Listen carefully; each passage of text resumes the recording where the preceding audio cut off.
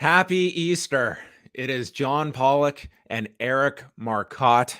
Here we are on Easter Sunday, coming at you live, even earlier than usual. Eric, when I asked you if you could do 11 a.m., how daunting of a ask was that on my behalf? How are you doing this Sunday morning? Oh no, 11 a.m. was way better than me because I could just stay up, and it kind of matches with my generals. 1 p.m.'s a bit tougher, so this was absolutely perfect for me. I'm a very happy man right now.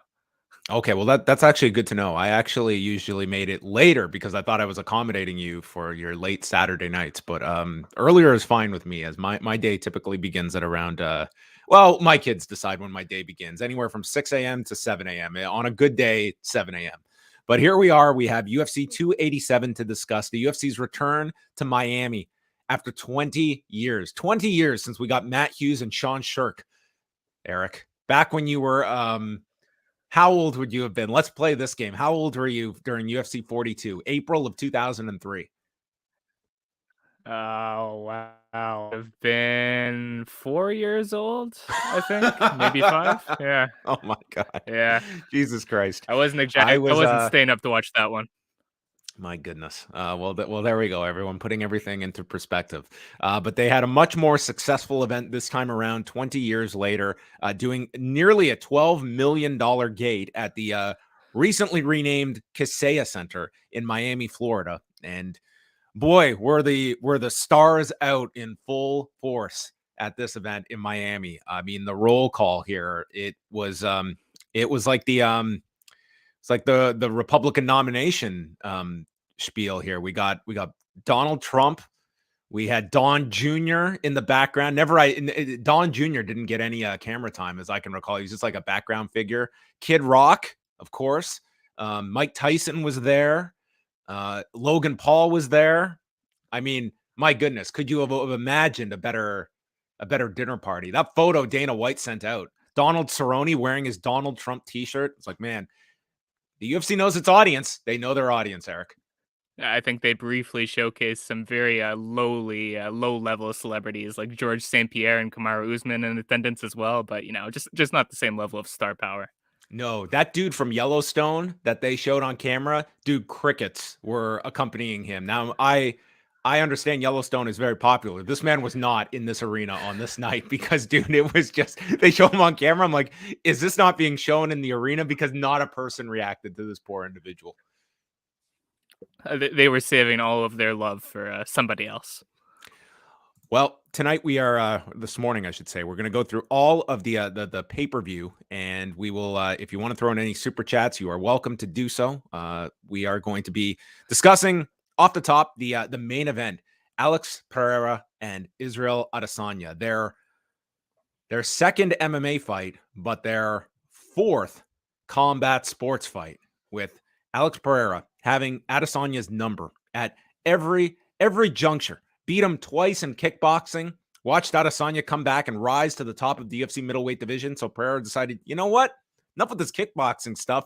I'm chasing this guy in another discipline. And he stalked him, got the title fight, beats him last November, and it all comes down to this. I've got to say, I was really anticipating this fight quite a lot, Eric. There were so many stakes involved here for Adesanya that we will get into, but this was essentially feast or famine for him. Not to say he would never fight for a title again, because I don't know how many people you would be necessarily favoring Pereira against, but a loss here, it does send Adesanya into a bit of a spiral in this middleweight division when you're staring at 4 losses against this guy throughout your career. Yeah, it's been a while since I was this excited for a big fight going into fight week. Their last fight was super entertaining, and despite Pierre being up 3-0 going into this, Israel Adesanya entered this fight as the betting favorite, which shows you exactly the strange way in which these three fights have gone until this point. It tells the story perfectly because here is going back to the November fight. It's a fight that Adesanya is winning until he's not. Not all that different from Usman and Leon Edwards, although I would say it was a more competitive fight between Pereira and Adesanya. But if you're Adesanya, like what are you taking from that loss? Are you making wholesale changes, or are you just making small little adjustments from the last fight? It's very tough to assess a loss like that, and also taking it in such short order after that loss. I mean, going into this fight, like part of me is thinking this might have better served Adesanya if he had some more time removed from the loss. But ultimately, this was as dialed in as I've ever seen Adesanya throughout the week. The walkout and then that first round, like this dude was laser focused. A bomb could have gone off in this arena and he would not have blinked. He just looked at another level of concentration here. Definitely. There was absolutely no underestimating Alex Pereira at this point, and I'm sure Israel Adesanya was completely aware of how important this fight was in terms of his standing in the division if he were to lose to Pereira for a fourth time. So the walkouts are very intense. I mean, this had such a gigantic buzz attached to it. And the first round, it's very methodical by both individuals. They are trying to establish their leg kicks. They're making stance switches. It's Pereira with his calf kicks, and Adesanya goes to the body with several kicks. But this was a razor close round. I lean towards Adesanya, but I thought this was a coin flip of a opening round. What did you take from both of these fighters in the opening 5 minutes? Yeah, so I gave the slight edge to Adesanya. I thought his offense was a bit more varied, attacking the body, the head, the leg, all three levels, while Alex Pierre was a lot more focused on just landing leg kicks. And you know what? I did think that you could very easily give the round to Pierre because his leg kicks were the most damaging thing throughout the round, the most effective offense. And yet I thought that Israel Adesanya was just a step ahead of him. So razor close round, not the most action packed one, but I gave it to Adesanya. So we go into the second round, and now Pereira is closing the distance, and he starts going to the body. He connects with a left hook, and then Israel Adesanya, he summons the gods, okay? And he digs deep, and he gets the right hand from hell, and he drills Pereira over the top, and then boom. It's First of all, there was a low kick by Pereira that kind of buckles Adesanya and follows with a knee to the body. And that's when Adesanya responds with one right hand, immediately followed by another one. And on the second one, Pereira drops. And then the final hammer fist, the hammer fist that came from the gods, as Adesanya would state afterwards. And he knocks out Pereira at 4 minutes and 21 seconds of the second round to regain the UFC Middleweight Championship. An unbelievable knockout. And we will get to the post-fight speech because it was its own main event in and of itself. But this was as much needed of a win for Adesanya as possible. Like somebody that could certainly still be a very marketable star and many would believe the number 2 middleweight in this division. But a loss to Pereira, I mean, you could just see the weight off this man's shoulders. I don't know if I've ever seen a fighter this jubilant from a victory before, because a win or a loss, it represented such different paths in terms of his short and long-term future in this division. If Israel Adesanya went down 4-0 to Alex Pereira, that's it. There is no fifth fight at that point. I think as close as the fight could have been. It could have been an exact repeat of their last two bouts. There is not a fifth fight if he loses. Pereira's again. like, no, it's one more. Too far. We can do horseshoes. We can do bowling. We can do running. We are not fighting ever again. What more do I have to prove at that point? But yeah, this was, I mean, for Adesanya, like, just think of the presence that Alex Pereira has been over his career since 2017. And it was like this nightmare was over for him. I mean, it's still 3-1, but nonetheless, it is, he gets the last one, and a pretty emphatic one here to regain his championship. But it was, Adesanya afterwards, he was stating that he was playing possum to lure Pereira in. And then, dude, this right hand just cracked him. I mean, this will be up there. It's probably not the knockout of the year, but in terms of the stakes, pretty high in terms of what this knockout represented and the history behind these two, the story going into the fight. And for that, the dramatics, maybe the most dramatic knockout of the year is going to be this one. It was a terrific finish, and honestly, the second round was super entertaining. Alex Pereira didn't win this fight, but I thought he looked pretty good while it lasted. He got a bit reckless towards the end, not really defending himself as he tried to finish Adesanya against the cage. But all in all, he looks like a very legitimate high-level fighter in MMA, so I'm looking forward to see what he does next as well. I do not think it will be another fight against Israel Adesanya, however. No, I think that I'm not going to dismiss the idea of them fighting again down the road, but it certainly does not seem to be In the, Adesanya stated after at the press conference that, Pereira is going to have to work his way back to a title fight. Dana White is suggesting he's going to move up to light heavyweight, which I don't know how he would necessarily have that knowledge base of the guy that was going in as champion, and then he's viciously knocked out. So I would not take anything of his career path post knockout as concrete. But do you like that move for Pereira? He's certainly very big for the middleweight class. Light heavyweight, is that a better suit for him, or do you want to see him develop here at middleweight? I don't feel too strongly about it one way or the other. Because listen, he's a big guy, a really big guy. But as far as I know, he hasn't had any problems making weight to this point. It doesn't seem like that's an issue for him. With that being said, light heavyweight's a very weak division, so it's going to be pretty easy to go far in that one. I don't know if there's as many wrestlers looming at light heavyweight as well, which could be something that plays to his benefit. Either way, there are a lot of interesting matchups for him remaining in a middleweight as well, if he's to stay there. Yeah, he leapfrogged so many contenders to get the title fight that there's ample opportunities for different fights for Pereira. But then Adesanya gets onto the microphone and he takes the microphone away from Joe Rogan and addresses people, Earth, and he tells the people at home, whether you are human, an alien, whatever life form you are, that he hopes that you can, at one point in your life, feel this level of happiness. And he talks about his comeback here, winning this fight, and then proclaims that last hammer fist was from the gods. It was from the gods, Eric, that descended upon Israel Adesanya's right hand and gave him the power to stop his rival. I mean, if ever this was the ending to a Marvel film, this was it. It was a hell of a post-fight interview. He went full motivational speech here, and it was fantastic.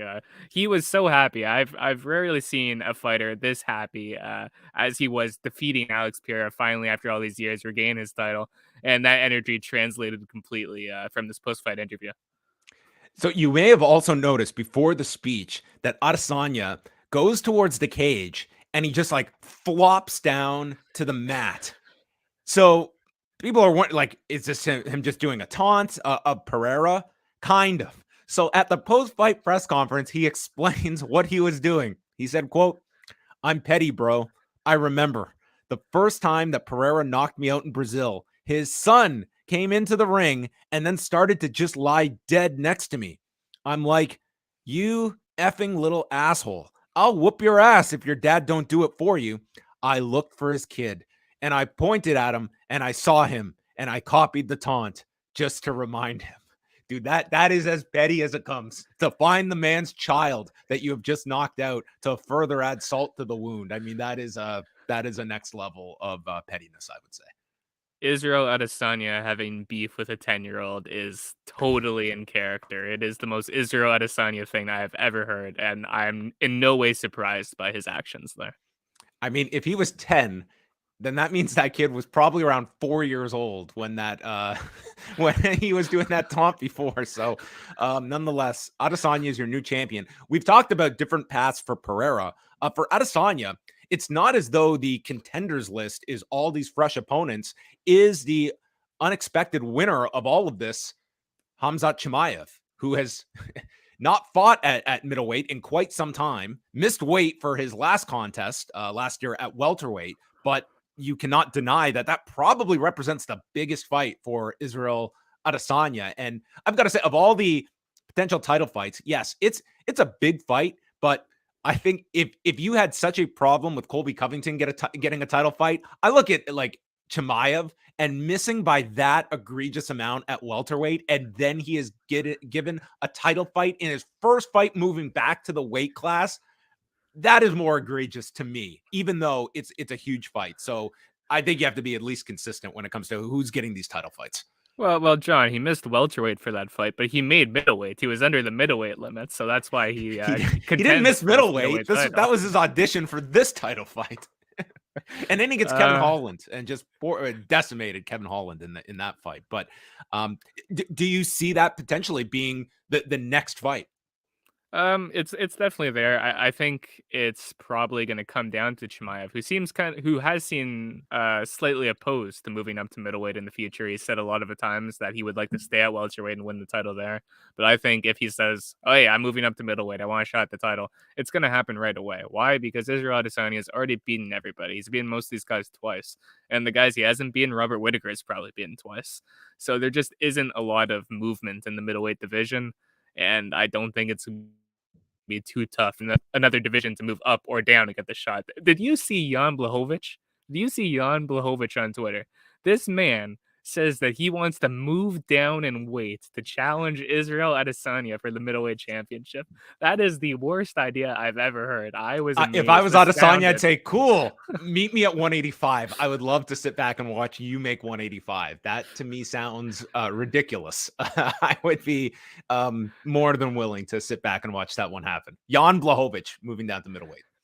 Yeah, best Listen, luck, Jan. we're living in a world where Jose Aldo did make a successful move down to bantamweight. So that one to me floored me at the time. So you can't It ever floored me discount this. too, but that's 10 pounds as opposed to 20 pounds. I don't think Jan has it in him. Well, I just look at these middleweight rankings, and as we're sitting down and looking at potential matchmaking, we're looking at Whittaker, beat him. Marvin Vettori, beat him. Jared Cannonier, beat him. Paulo Costa, beat him. So if you throw out Hamzat, are the matchmakers sitting down and saying, you know whose time it is? Dricus du Plessis. Yeah, I don't think that's in the cards quite yet. Driscus is going to need a big win. Maybe, I mean, he'll probably be the next guy who gets fed to Robert Whittaker, in all honesty, but it's in a tough place because, like I just said, Israel Adesanya has already beaten everybody. And to get a title shot, you pretty much have to beat Robert Whittaker, and he easily beats everyone who's not Israel Adesanya. So it's a very stagnant division. It was a very dramatic fight. Big story here of Adesanya getting the victory, and we will see if the MMA trilogy occurs with these two down the road. I'm very curious to see Alex Pereira and where he moves forward. It's not as though this is the youngest guy. He is 35 years old. This is his first UFC loss, and where he goes after this, if it is in fact a campaign to light heavyweight or moves his way back to middleweight, so up that division. We move on over to Gilbert Burns and Jorge Masvidal. And Masvidal coming into this a plus 350 underdog, but the most popular fighter on this card, I would state. As the fight begins, chance of 305.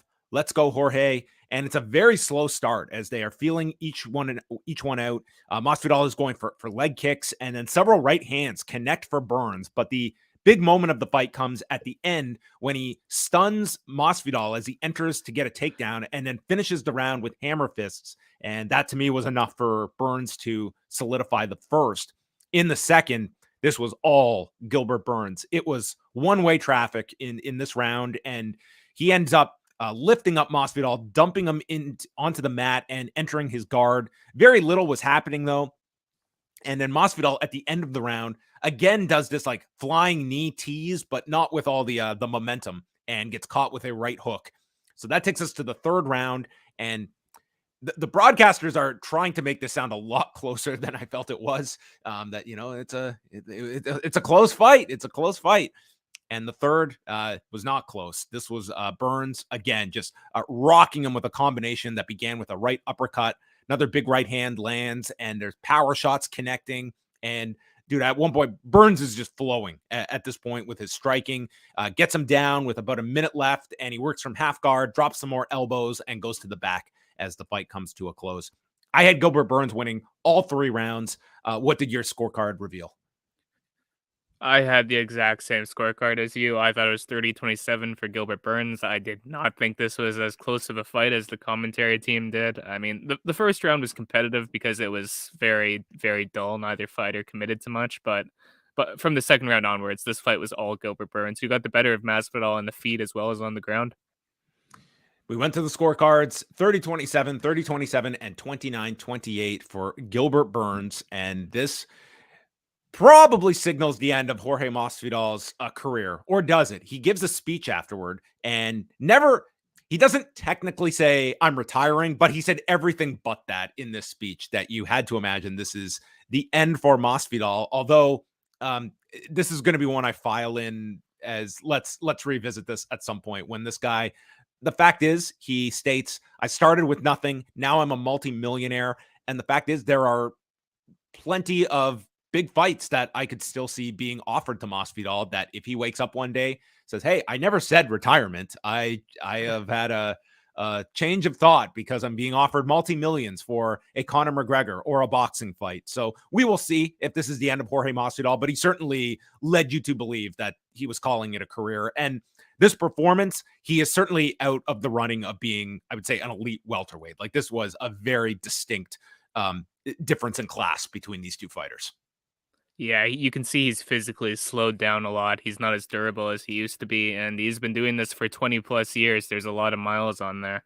It will always be one of the most surprising things in the sport that Jorge Masvidal ended up turning into the superstar he became in the final years of his career. But it was a lengthy one, and it was an eventful one, especially in these last, I don't know, 6 years or so, maybe a bit less. I think that for Masvidal, like, he was a very, in terms of his star power, very late in his career. But I mean, to his point, I mean, it clicked at a time that he capitalized on it, made a lot of money in those last few years. 2019 was an unbelievable year for him, between the Ben Askren knockout that will be synonymous with him, and the Nate Diaz fight, which was gigantic at Madison Square Garden. So I mean, a guy that has just, as Eric mentioned, fighting for 20 years and came up through Strikeforce, and then coming over to the UFC, where he was sort of, he was in and out on the wrong side of some decisions, but always an interesting, entertaining personality, but dialed that up significantly in the later years, that it turned him into a big star in the company. And he had the management and foresight to capitalize on that, where some guys are not. They find that popularity, but it's, you don't have the leverage to get a big deal, but he did. Yeah, for years he kind of felt like one of those guys where one of deeper MMA fans, less casual MMA fans, say, "Oh yeah, Jorge Masvidal, he's a very technical fighter, very solid guy," and he just sort of exploded. Maybe a bit before the flying knee, even that big win over Darren Till, where he knocked him out in London. I feel as though that was really the beginning of this next level in popularity for Jorge Masvidal, leading up to the big fight against Nate Diaz at MSG, or even his title fights against Kamaru Usman, if you want to include those in there as well, which I would. Maybe the greatest beneficiary of a backstage incident with Leon Edwards as well. Like, that was the star-making performance in many You're ways for him. right. Just like a casual Oh line man. that ESPN also just happened to capture on camera, which I think added to it as well. That you had, like, that to me was the breaking through point for Jorge Masvidal, and he suddenly just became this beloved figure. I completely forgot that was on the same card as the Darren Till knockout. I think it was like Leon Edwards versus Gunnar Nelson or something. That feels like 20 years ago. Oh my god.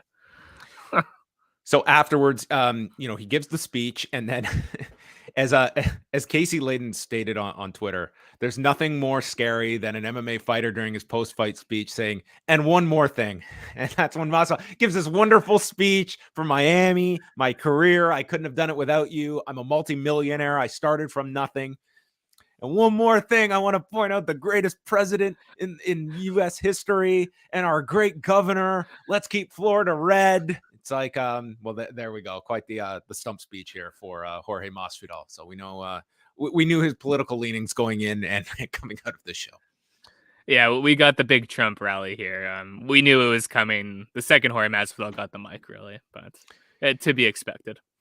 Gilbert Burns, conversely, it sounds like he is going to serve as the backup fighter, providing they can finalize this Leon Edwards, Colby Covington fight, which they are now talking about the idea of going to London this summer and whether that can headline. And Leon Edwards, who has been pretty adamantly opposed to signing on for this fight with Covington, but it would seem like the pieces are in place for the fight to take place in London, which would be a big deal for Leon Edwards, and Gilbert Burns as the backup fighter, which I am still waiting for one of these major title fights to actually need to utilize the backup fighter and the champion stating, I'm taking this guy on 24 hours notice. No, that's not how it's going to work.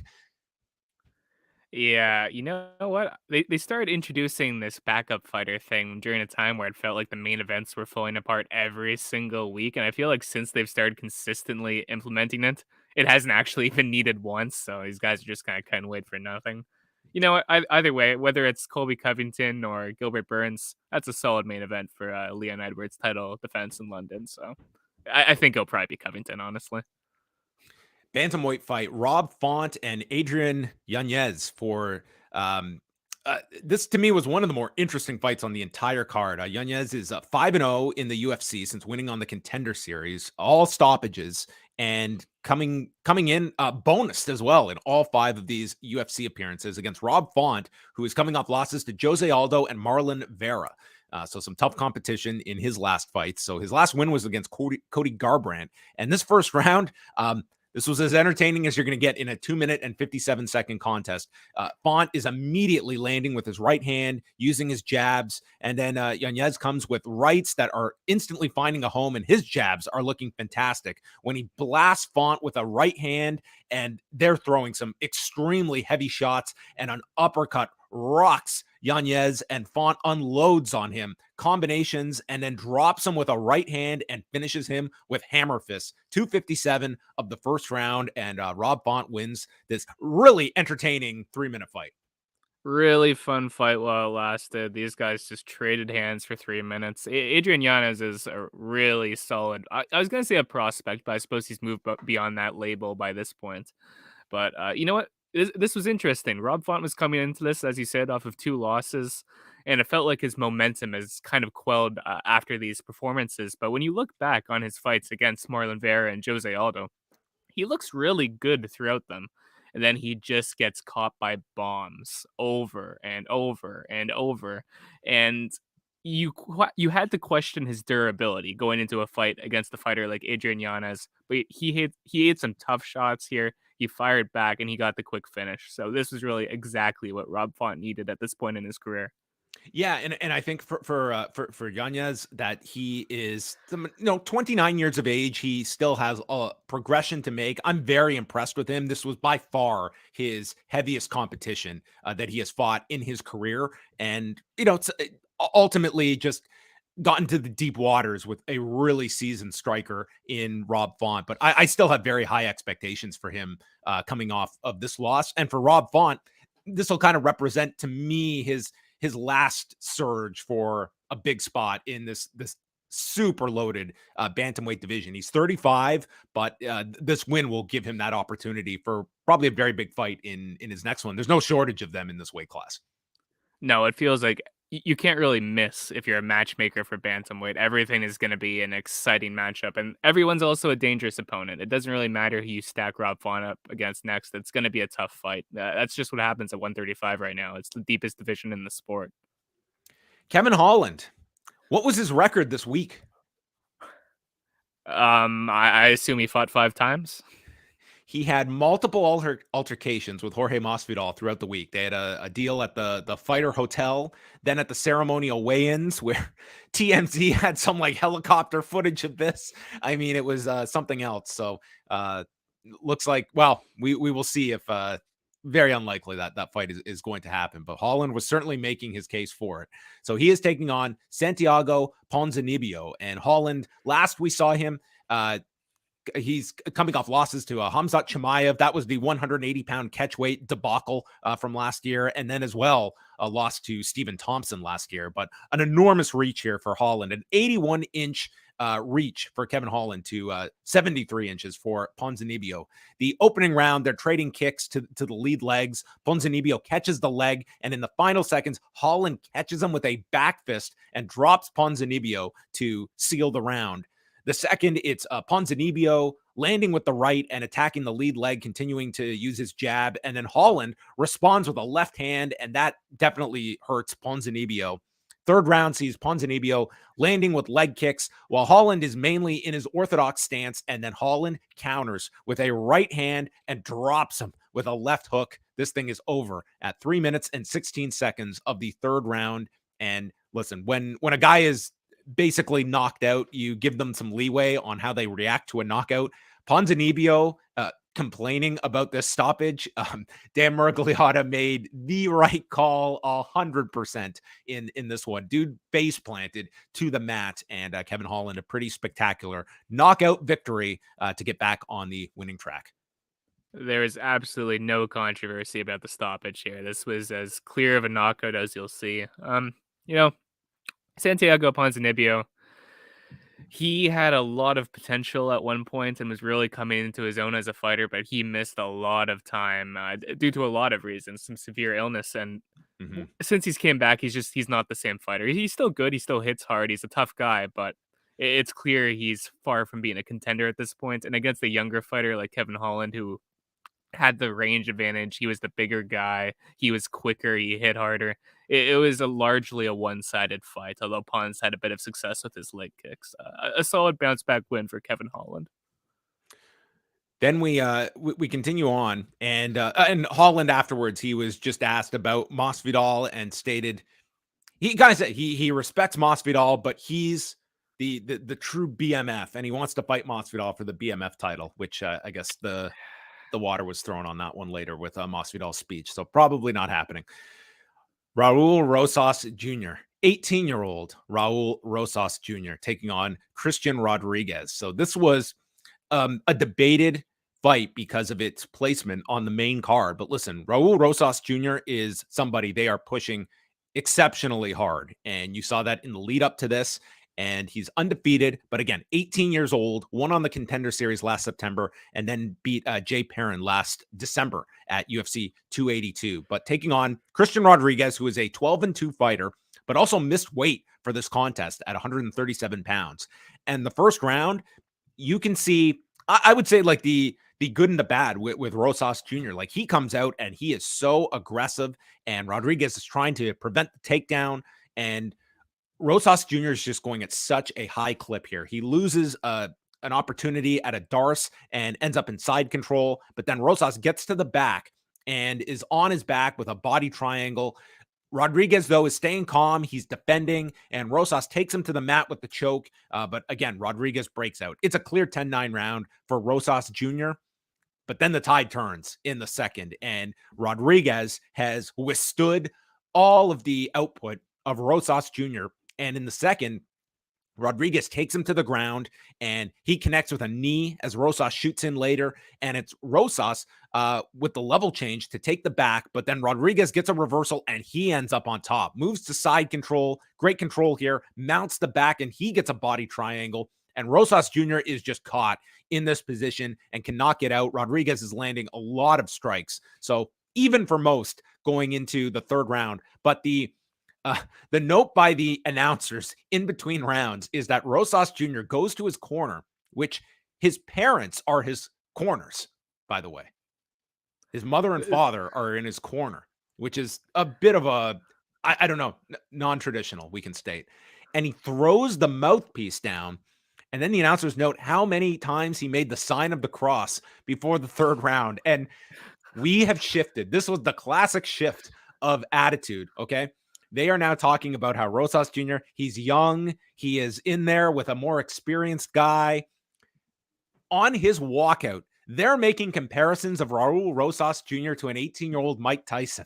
And now 10 minutes later, listen, he's in the deep end now. And it's just, dude, we're cashing out already on this potential. Like, this is how hard they push these guys. And then boom, we're cutting bait. The first sign of any kind of problems. And Rosas Jr. was in the deep end here against a fighter that is not necessarily a deep end type of a fighter in this division.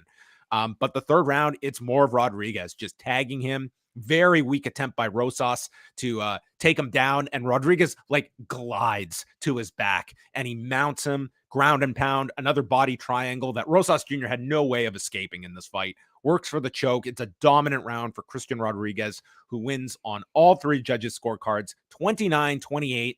And it certainly cools down the momentum on Raul Rosas Jr., who I certainly have a lot of sympathy for. Like, this guy has been thrust into a position that I don't know if you should be having 18-year-olds in the UFC. So this is going to be a fight that either severely breaks Raul Rosas Jr., or it's one that he goes back and he learns greatly from. He certainly has the time to develop and improve. I don't think anyone should be casting conclusions on this guy, but like, this is the risk you run of like hurting a prospect when he is thrown into the UFC at such a young age. Yeah, it's impossible to say what his future will hold. He's still so young and he's been pushed so heavily. It's like you said, we've seen this a trillion times where the UFC just goes all in on one of these young prospects, and the second they lose, it's the immediate just, well, he clearly wasn't ready for this. It's like you were comparing this guy to John Jones 10 minutes ago. Oh, he's the next youngest champion. It's like, okay, you're kind of setting these guys up for failure eventually, but I think listen, it's he just was really popular with the crowd, so they were doing something right in terms of marketing. It's just this you guy's can really only go so far. popular. He's Yeah. like, I see a lot of potential in him. I think like anyone, you should be kind of cooling the brakes. Like we've seen enough of these examples, and it's like John Jones is the outlier. He is not the template. And I think anytime you hear fighters stating, "I want to be the youngest UFC champion ever," that's a warning sign to me. That should not be the goal. When you're talking about just your progression. And yeah, certainly this guy in 3 or 4 years could be something completely different. And in 3 or 4 years, this dude's going to be like 21, 22. Like, think about that. That's insane. He's younger than Eric Marcotte. Put that into perspective, folks. Okay. He's a very young individual here. But I think that I think in a roundabout way, had he just been caught with a shot in the opening round, he could very well go back and say, I just got caught, and deny what you need to be. He was dominated in this fight. And I hope he confronts this loss of it needing to be something where, okay, now I need to take my career to the next level, make big changes, maybe jump onto a larger fight camp. He's based in Vegas. There's certainly options for him there. And we will see how he responds to this. This is part of the adversity that all fighters have to go through. But I overall, like, I just don't think like 18-year-olds in the UFC, like you're really gambling with their progression when you're talking about this. And dude, this company, it's in everyone's nature that you overhype these prospects, and just suddenly you're looking at the best case scenario, and man, you've got to slow roll some of these people. Like you're hearing like Bo Nickel is like look at the expectations people have on a Bo Nickel. It's just natural that people jump to where they could be. And it's very tough in the UFC to go at a more reasonable pace as you could maybe like a Bellator, for instance. At least with someone with like Bo Nickel, it's more along the same category as Alex Pierre, in the sense that this guy has a very long and accomplished combat sports history. With Raul Rosas Jr. or somebody like that, it's very different. You're seeing this at 18 years old, and he already has like, what was this, his eighth pro fight? Yeah. So it's always concerning when you think like someone this young is taking all of this head trauma, but it is what it is. He's an adult and he gets to make his own choices. And you know what? Hey, it wasn't all bad either. He looked really good in the first round. He took Rodriguez down with ease. He nearly finished him a couple times. If he can work on that gas tank a bit, there's certainly some potential there. There are some things to build upon, but If I were him, overall, I would not fight for a year. I would take a year off, and you just find a camp and just attack. And he could come back a totally different fighter a year from now. Like when you're this young, I don't care like what confidence you have. You can be molded in such different ways as a fighter. I would totally take a year off. Like there is no rush for this guy, and he could be something special. We've seen enough of it. The first round, an indication of it. He's certainly got a presence about him. Like he has a lot of confidence in himself. So I see a lot of reasons to not cash in your chips on Raul Rosas Jr. Kelvin Gastelum against Chris Curtis headlined the prelim fights, and this ended up being the fight of the night. And I'm certainly not going to disagree with that one. This was a war between these two. They come out, both are fighting from the southpaw stance, and it's Gastelum using a lot of low kicks and putting his right jab behind it.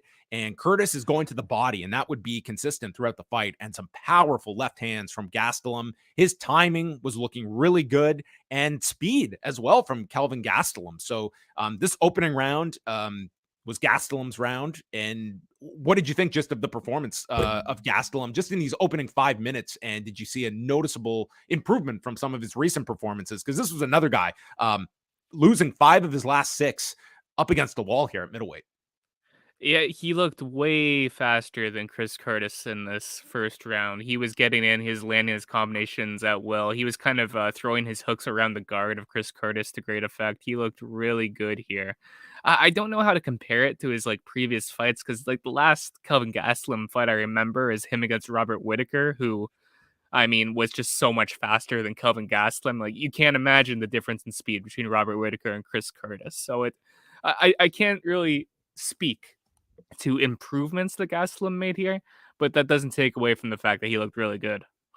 The second round, I thought this was such a close round. Again, Gastelum is using the kicks and his jabs. Curtis rocks him with a combination. And then there's a right hand to the body by Curtis. And Curtis is just going for this body multiple times.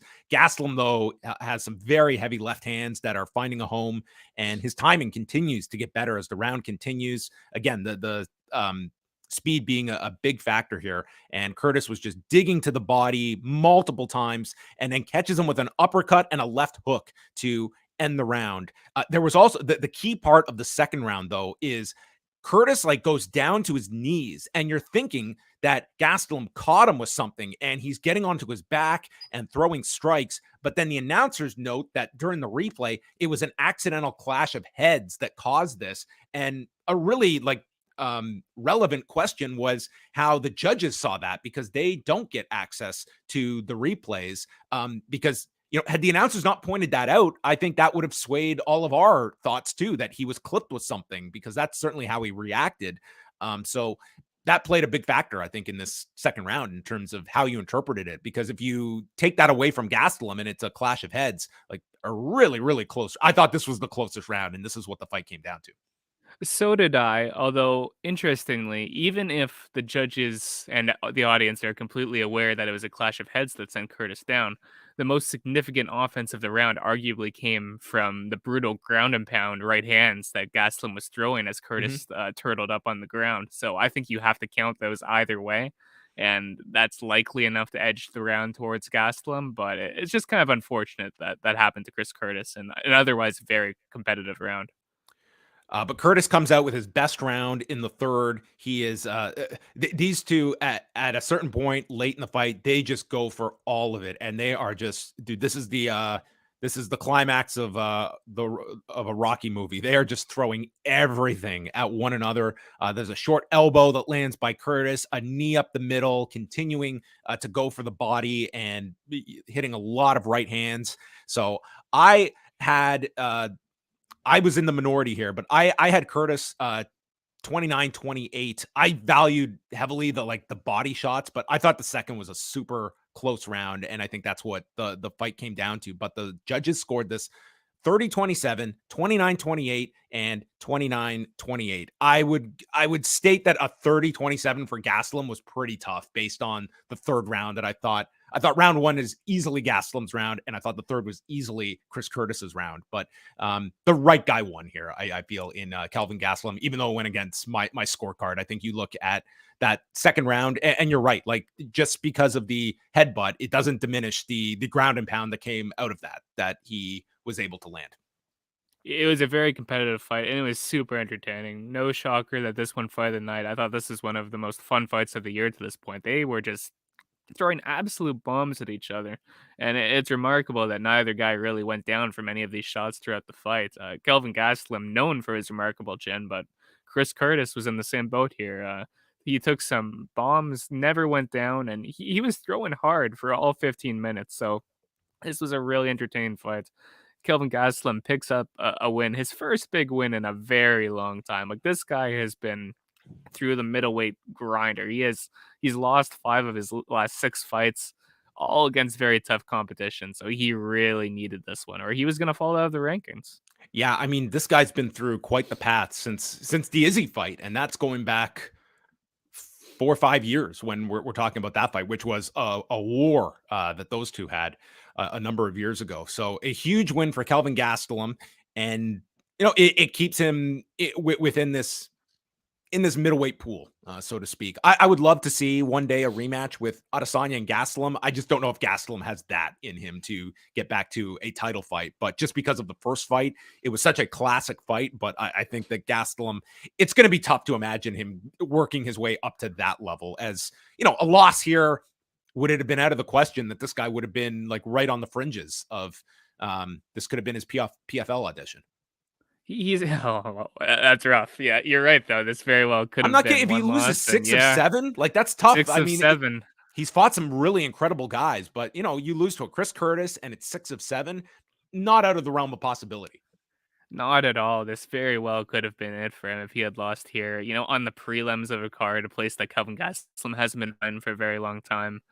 Eh, some of his losses have been very close fights, but there's also been ones like the Jack Hermanson one where he just gets knee barred in about a minute, or the Robert Whittaker one where Whittaker completely outclassed him for 25 minutes. So he needed a strong win. That's what he got here. I can't say what's next for him. I don't know if this is like a resurgence for Kelvin Gastelum. I don't know if he's a better fighter than he was a year and a half ago, because it's a significant drop in competition. So I think we'll probably find out in this next one. Yeah, this was number 14 versus number 15. So I don't know if this should elevate Gastelum's standing from 15th in the division, but I don't see him cracking the top 10 with this performance. So it's relative where he is in the middleweight division, but a great performance for him. Michelle Waterson-Gomez and Luana Pinheiro was next, and they went the distance here. Waterson-Gomez, relying very much on her karate style here and utilizing her front leg with her attacks. A ton of spinning offense in this fight from her. Pinheiro was using very heavy leg kicks, especially in the second round, and having quite a lot of balance here to stay on her feet as Waterson was, vice versa, when Waterson was staying on her feet. They traded big right hands at the end of the second.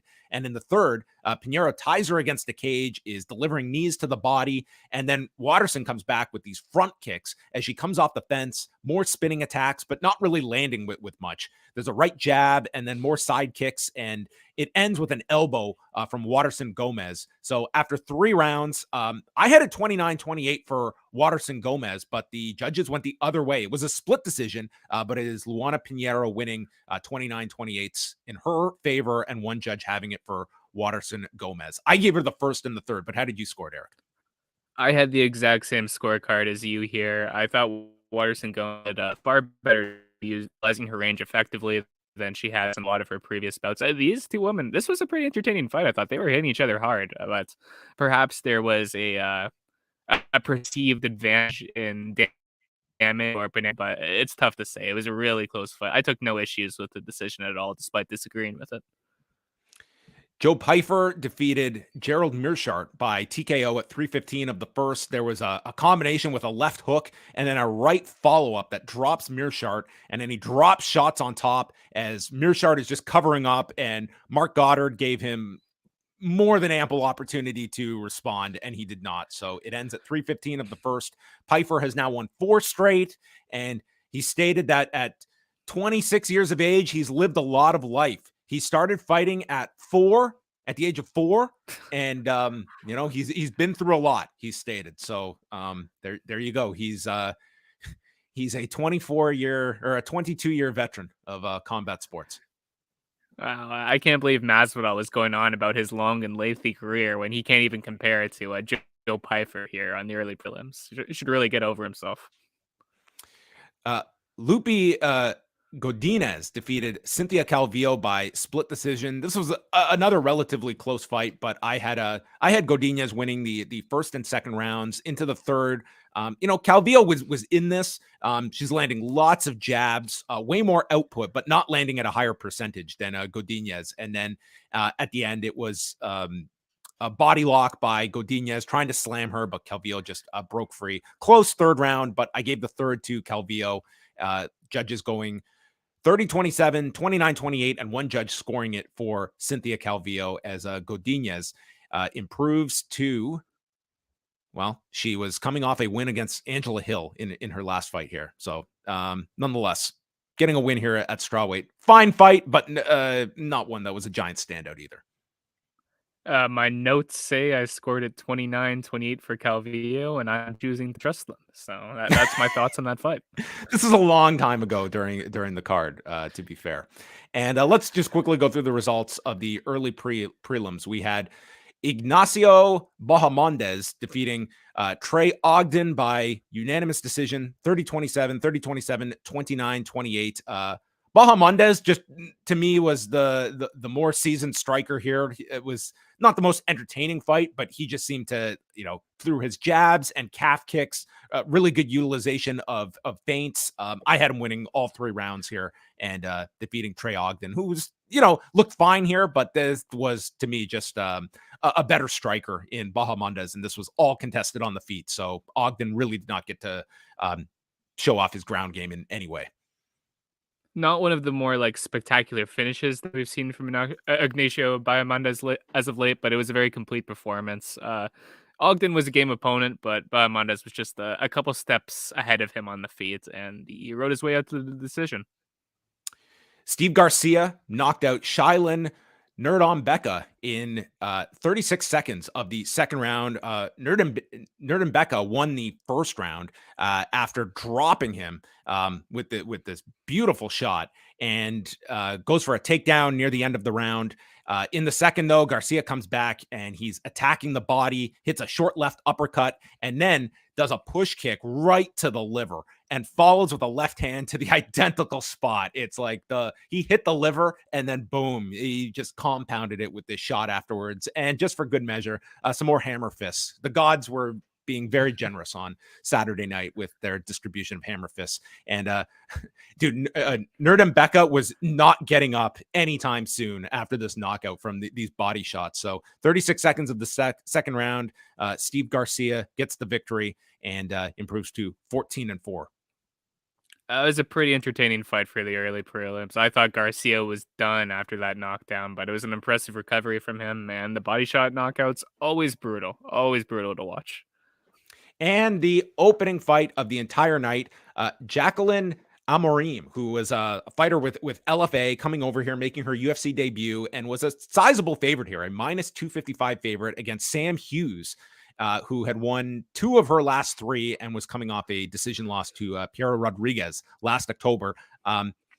Amorim looked great in the first round. I mean, she nearly choked Hughes out multiple times, and I don't know how Hughes survived some of these chokes, but she did. I thought it was enough for a 10-8 round for Amorim, but then Hughes, it was a total reversal. Not all that different from the Raul Rosas Jr. fall off after the first round, and Amorim is just constantly reaching for Hughes' gloves, and Hughes is calling on the ref, who is warning her time after time. Very tired is Amorim, and Hughes is just in the guard, but very active, landing strikes in Amorim's guard. This continued in the third, where Hughes dominated this round. She is seated against the fence, and Hughes is just landing tons of strikes on her. Amorim gets up, and Hughes just lights her up in the closing seconds. So none of the judges went 10-8 in the first. I thought this was a draw, but it was 29-28 across the board for Sam Hughes. And certainly she won rounds 2 and 3, and Amorim won the first. I don't know if there's much more to put it there. No, you can pretty much copy and paste my thoughts from the Rodriguez Rosas Jr. fight into this one and just switch up the names. It was a very similar fight with Sam Hughes in the role of Christian Rodriguez here. A strong performance from her. Now, I know you were in a bit of a funk going into this card because one of your favorites, Chase Sherman, pulled out the day of due to a medical issue. He was supposed to fight Karl Williams, and we were deprived of this heavyweight contest. Eric, do you think probably headlining a fight night card at minimum? Don't even joke, because I could see that headlining a fight night card in 2023. This is an Apex main event if there ever was one. Karl Williams and Chase Sherman. I hope Chase Sherman is doing well. I hope it's a non-serious medical issue, but I'm not going to lie to you or the post-wrestling audience. I fucking cheered when they announced that the unranked heavyweight fight was removed from this card on the broadcast. I was so excited that I didn't have to sit through this fight. Hopefully it doesn't get rebooked.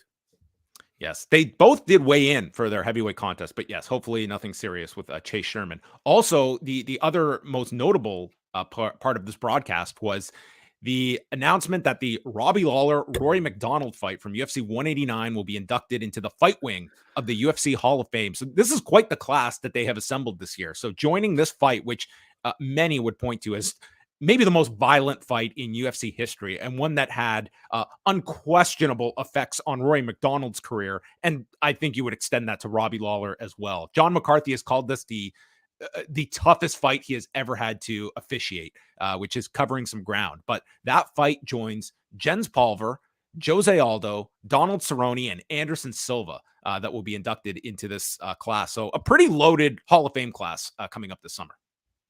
Yeah, they're really going all out on this one. I mean, hey, this is as worthy of a induction of a fight as you will possibly find. I don't think it's a coincidence that it's being inducted just as Roy McDonald's dealings with Bellator and the PFL have ended, although there was noticeably no interviews with him, and he wasn't seen in the crowd either, so perhaps there's something to that. Regardless, well deserved, one of the best fights of all time. There are crazier fights and wilder fights that have happened. This one starts kind of slow, picks itself up, but I don't know if there's a single fight in all of mixed martial arts that really just showcases such an extreme level of willpower and resiliency at the elite level. Seeing both of these men, Rory's face just kind of caving inward first, while Robbie has these huge hematomas across his head and his lips split all the way to the nose, staring each other down, getting ready for a fifth round. Nothing quite like it. It's one of a kind fight. If you have not seen this fight, it's not for the faint of heart, but man, that fifth round, it's as dramatic as they come. And you hear the cliche of like leaving it all in the cage. I mean, this is the living embodiment of that phrase of a fight that I think definitely was impacted both men's careers. Certainly for Rory, like he would still have that Douglas Lima win when he goes to Bellator, but to me, he was never the same after this fight. It was unworldly, and then followed the only way possible. You go from this fight to a live performance from the dude from Stained for Chad Yes, Mendes. of course. Yes, Chad Mendes' walkout. What you said about Roy McDonald definitely rings true. I don't think he was ever quite the same fighter after that fight. With Robbie, it was more the The culmination of accumulation all over of these time. fights, like all This of guy these came back. insane fights that he was in time This after fight, time again. this fight is in July, and he comes back in January and has that Condit fight. Like, think about Yeah, that. and guess what, guys? That fight against Carlos Condit might be the inductee into the fight wing of the Hall of Fame next year. That's how good that fight was. And you can probably throw Lawler versus Hendricks 1 in there. That was his fight like right before this. So it was just an unbelievable stretch of fights where he took an incredible amount of damage. So at that stage of his career where he was already an older fighter with nearly 15, 20 years of experience, eventually the wheels were going to slow down for Robbie Lawler, who is still competing. We mentioned that Gastelum and Chris Curtis got the fight of the night, performance of the night bonuses going to Adesanya and Rob Font. And we'll just quickly look at what's coming up for the UFC next weekend.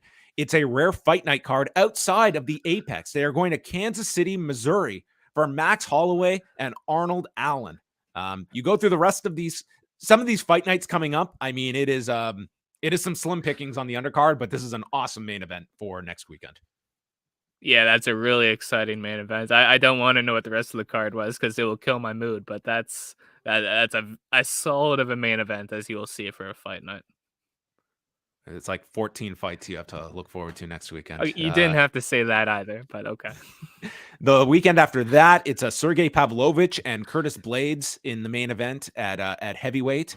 And again, a very lengthy fight card. That is back at the Apex. So if you've missed the empty gym, they will be back on April 22nd.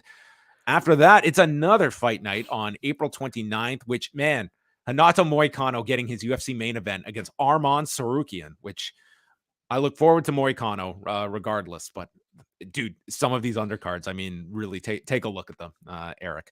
But the next time we will have a post show, it's going to be UFC 288, which is happening on May the 6th. Now, this will be the same night as WWE Backlash. So we figured in honor of Henry Cejudo coming out of retirement, we're going to have our own MMA retirement breached. And that is going to be the returning Phil Chertok to join Eric Marcotte to go over UFC 288 from the Prudential Center in Newark, New Jersey, which includes Aljamain Sterling and Henry Cejudo for the bantamweight title, Charles Oliveira against Beneil Dariush, Kron Gracie is returning to take on Charles Jourdain, Jessica Andrade against Yan Xiaonan, and Bryce Mitchell against Jonathan Pierce among the fights here. It's a good card. I think largely your interest level will be reserved for the top 2 fights on this card.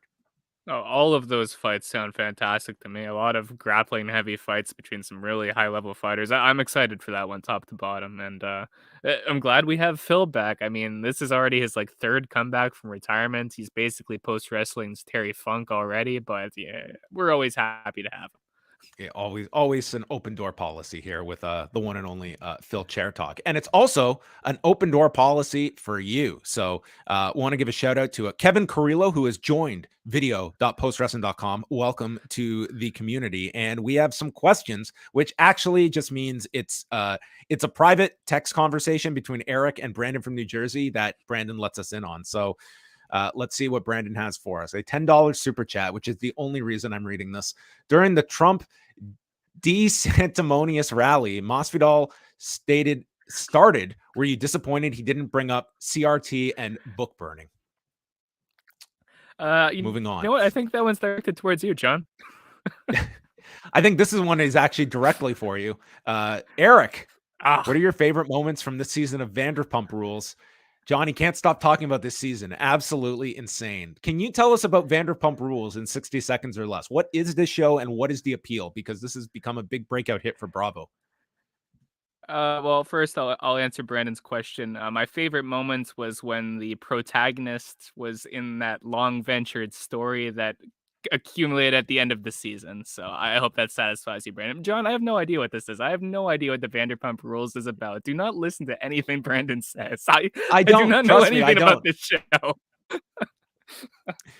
Well, we always appreciate Brandon joining us, and you can always hear Brandon from New Jersey on his own show. He pretty much gets the last 5 minutes of Rewind to SmackDown every Friday night when he well deserved. So graces us with his calls into the program. But Eric, we are always grateful to have you join us, and we hope you enjoy the rest of your Easter Sunday and all the fight nights coming your way over the next few weekends.